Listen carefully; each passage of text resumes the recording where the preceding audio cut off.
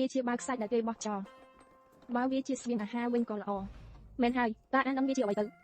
ពណ៌លឿងខ្លាំងម្ល៉េះប្រហែលជាវាខូចអស់ហើយឲ្យតែមានប្រេងឬខ្លាញ់ខ្លះក៏ល្អដែរនិយាយអីដែរនេះគឺជាស្បៀងនឹងប្រេងដល់ទៅ5000ចិនចង់និយាយអ្វី7000នេះគឺជាអ្នកការគឺអាចជាអ្នករបស់មានល្អ7000អរគុណអ្នកទាំងអស់គ្នា5000ចិន7000អ្នកញ៉ាំទៅល្អណាស់អ្នកមិនអាចសរសេរឲ្យវាពិតបានទេពួកគេបែរជាថាខ្ញុំជាព្រះពុទ្ធទៅវិញល្អណាស់ទីបំផុតបានឆ្អែតហើយព្រះពុទ្ធសំដែងបារមីហើយល្អណាស់ល្អព្រះអង្គម្ចាស់អូស្បៀង5000ចិននេះគ្រាន់តែឲ្យទាហាន20000អ្នកញ៉ាំបន្តិចបន្តួចប៉ុណ្ណោះដើម្បីទទួលរយៈពេលវែងខ្ញុំនឹងទុកចំណែកមួយដោយឡែកសម្រាប់ព្រះអង្គមិនបានទេក្នុងជួរកងទ័ពមិនមានការអនុគ្រោះពិសេសទេក្នុងនាមជាមេទ័ពត្រូវតែរួមសុខរួមទុក្ខជាមួយទាហានខ្ញុំសូមប្រកាសថាដាំស្លទៅល្អអរគុណមេទ័ពល្អសូមឲ្យពរអ្នកព្រះអង្គម្ចាស់ត្រូវបានទាហានស្រឡាញ់ខ្លាំងណាស់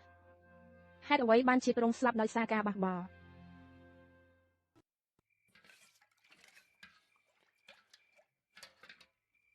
ហេតុអ្វីបានជាអ្នកដាក់ដីក្នុងបបរតើអ្នកចង់បំផ្លាញពេលឈ្មោះព្រះអង្គម្ចាស់មែនទេបង្កចលចោះក្នុងកងទ័ពខ្ញុំមិនហ៊ានទេនេះគឺជាបញ្ជារបស់ព្រះអង្គម្ចាស់ផ្ទាល់គាត់មិនបានកុហកទេ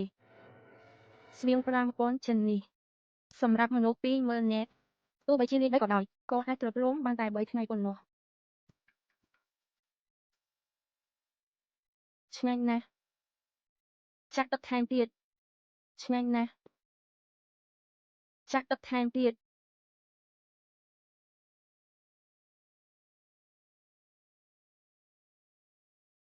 កញ្ញាលីម៉ងតាមពិតខ្ញុំនៅមានរឿងចង់ពឹងអ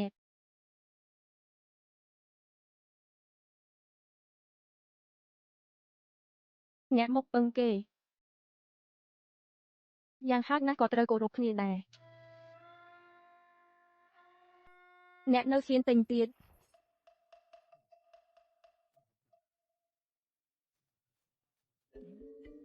ស្រីច្រើនណាស់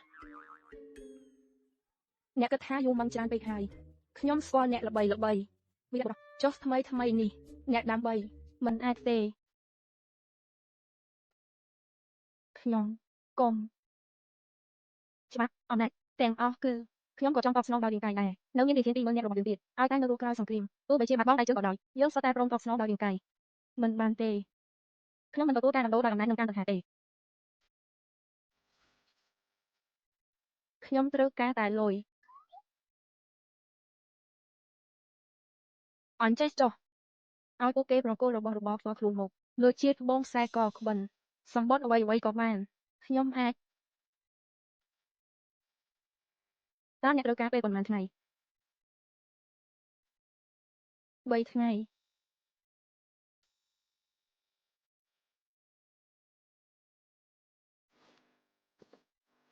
អ្នកទាំងអស់គ្នាស្ដាប់បញ្ជា